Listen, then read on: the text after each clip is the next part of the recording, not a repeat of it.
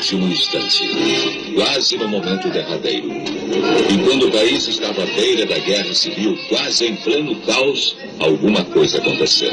Era impossível continuar suportando tantos desmandos, tanta incompetência, tamanha anarquia. E o clamor de vozes conscientes encontrou eco em soluções inadiáveis. E as Forças Armadas, elas próprias, mais do que ameaçadas, foram chamadas, praticamente intimadas, a cumprir a missão que o momento lhes impunha. Restabelecendo a ordem e livrando o país dos trapos vermelhos que ameaçavam sufocá-lo.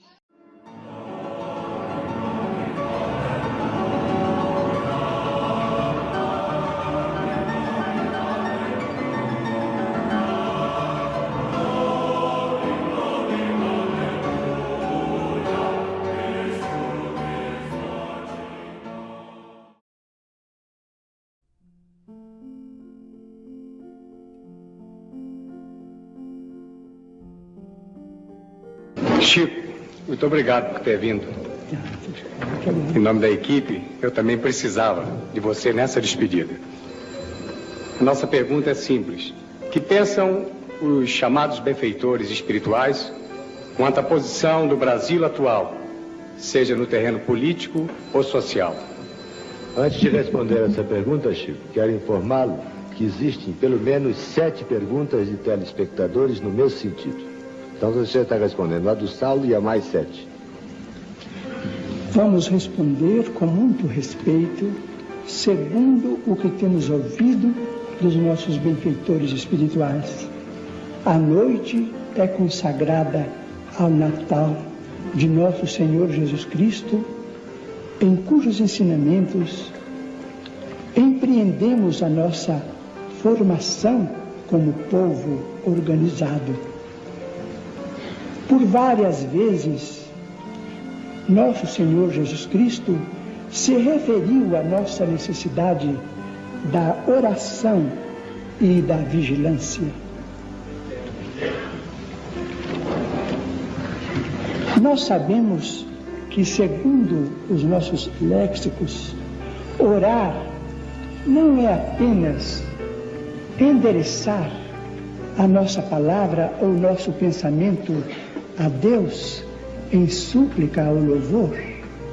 Orar significa também discursar, expor os nossos pontos de vista, e por isto mesmo a oração é uma das expressões mais vivas do espírito democrático do cristianismo, porque cada um de nós ora segundo as suas possibilidades de crer ou de interpretar o fenômeno da fé.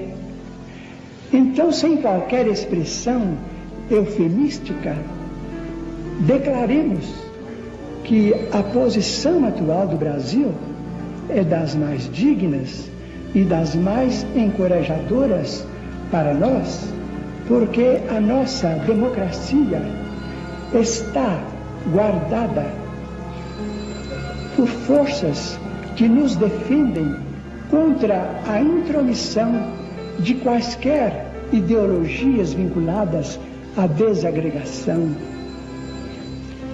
Precisamos honorificar a posição atual daqueles que atualmente nos governam, que vigiam sobre os nossos destinos.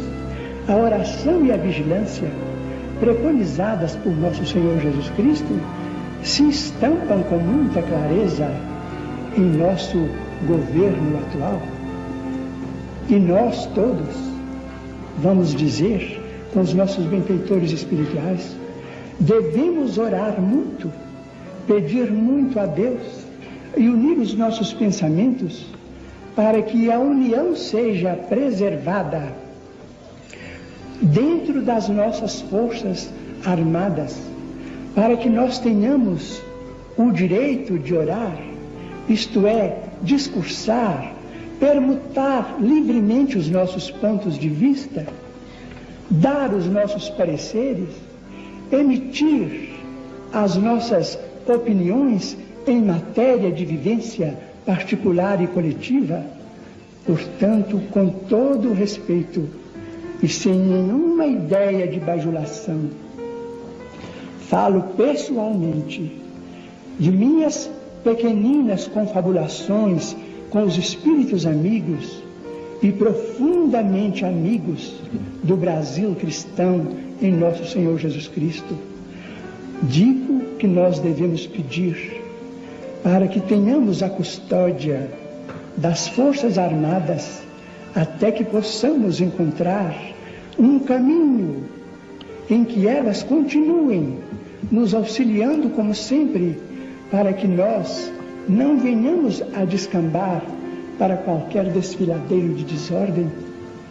Nós não podemos ignorar, muitas vezes, abramos um parênteses, muitas vezes muitos de nós acreditam que as Forças Armadas devem apenas funcionar nas ocasiões de beligerância, nas ocasiões de guerra, diante do mundo civil. Mas a verdade é que espiritualmente nós estamos em grande conflito.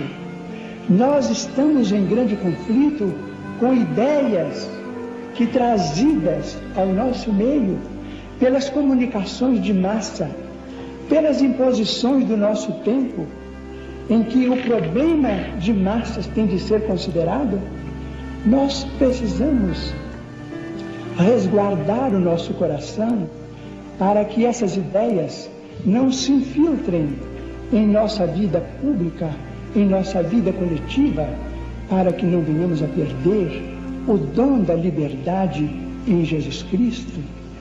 Nós sabemos que a persuasão química, a própria chamada felicidade química, podem ser trazidas ao nosso povo através de governos que possamos aceitar com invigilância.